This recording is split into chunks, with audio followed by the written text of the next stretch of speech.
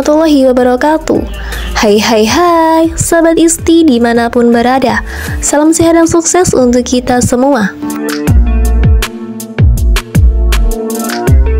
Kayu jati memiliki sejarah yang cukup panjang bagi masyarakat Jawa. Hal ini bisa dilihat dari berbagai macam peninggalan sejarah dalam wujud bangunan, seperti rumah tradisional Jawa, masjid, pendopo-pendopo keraton, mebel maupun dalam Serat Centini. Nah, dalam Serat Centini tahun 1814 sampai 1824, Pujangga Keraton Kasunanan Solo turut memuat pengetahuan tentang kayu tersebut.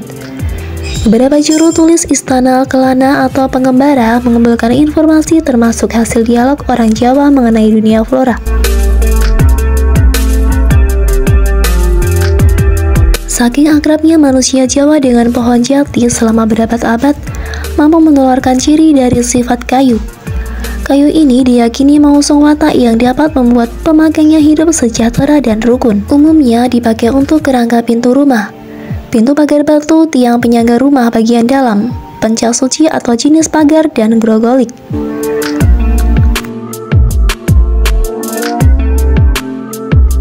Dari catatan sejarah, muasal tumbuhan jati berasal dari Gujarat, India. Tumbuhan ini dibawa oleh pedagang India ke tanah Jawa. Ketika itu, raja menilai jati sebagai pohon suci.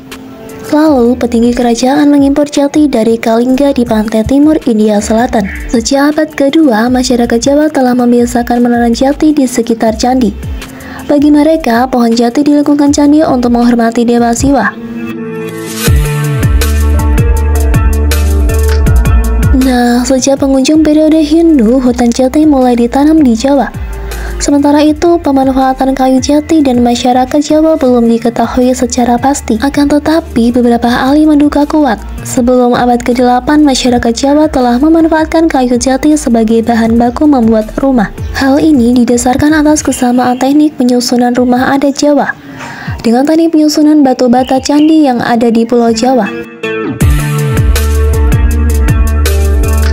Teknik penyusunan batu bata candi yang umumnya dibuat pada abad ke-8 diduga kuat mengikuti penyusunan rumah Jawa. Berdasarkan naskah kuno, rumah-rumah orang Jawa yang terbuat dari kayu baru muncul pada masa pemerintahan Prabu Jayabaya. Pada naskah tersebut, pokok disebutkan ketika masa pemerintah Prabu Wijayaka telah dibentuk Departemen Perumahan. Departemen tersebut meliputi yang pertama Bupati Kalang Blondong, ahli menebang kayu. Yang kedua, Bupati Kalang Obong, ahli pembersih hutan. Yang ketiga, Bupati Kalang Adek, ahli perencanaan bangunan. Dan yang keempat, Bupati Kalang Abrek, ahli penerobohan bangunan. Merujuk spesialisasi yang telah dibuat pada masa itu, masyarakat Jawa telah memiliki pengetahuan yang cukup memadai tentang persoalan hutan, pohon jati, dan bagaimana cara memanfaatkan kayu tersebut menjadi rumah atau bangunan.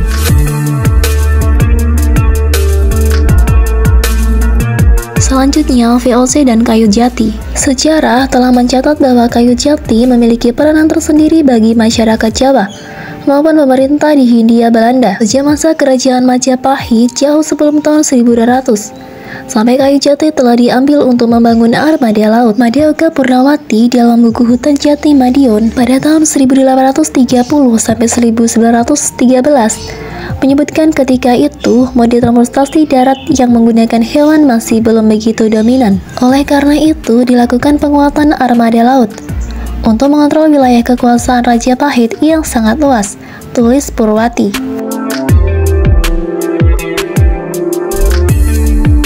Jika demikian, maka pada masa kerajaan Majapahit, kayu jati sudah menjadi komoditas industri perkapalan.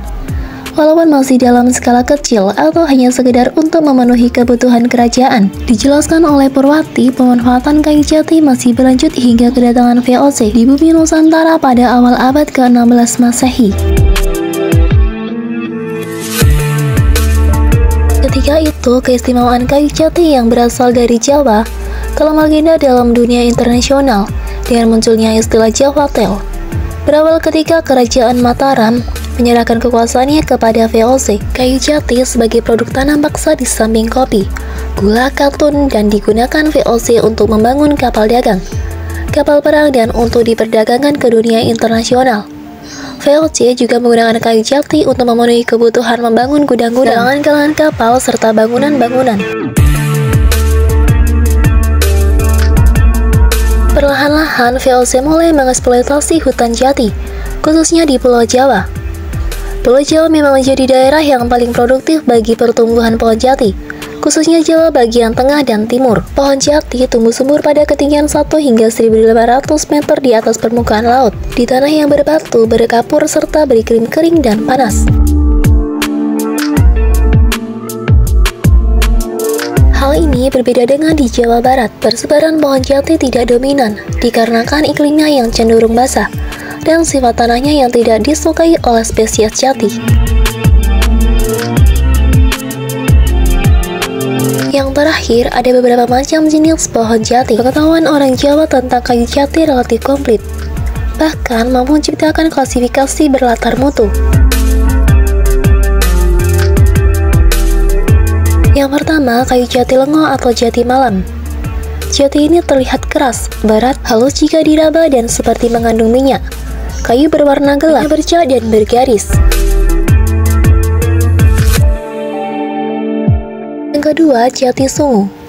Jati ini berwarna hitam padat dan berat. Yang ketiga, jati dorong. Jati ini keras, berkelis lorong hitam yang indah dan seperti menyala. Yang terakhir, jati kapur. Jati ini dianggap kurang kuat dan kurang awet.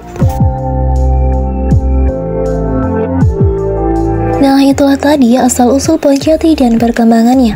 Semoga bermanfaat bagi sahabat Isti dimanapun berada. Kami akhiri, wassalamualaikum warahmatullahi wabarakatuh. Salam sehat dan sukses untuk kita semua. Terima kasih dan sampai jumpa.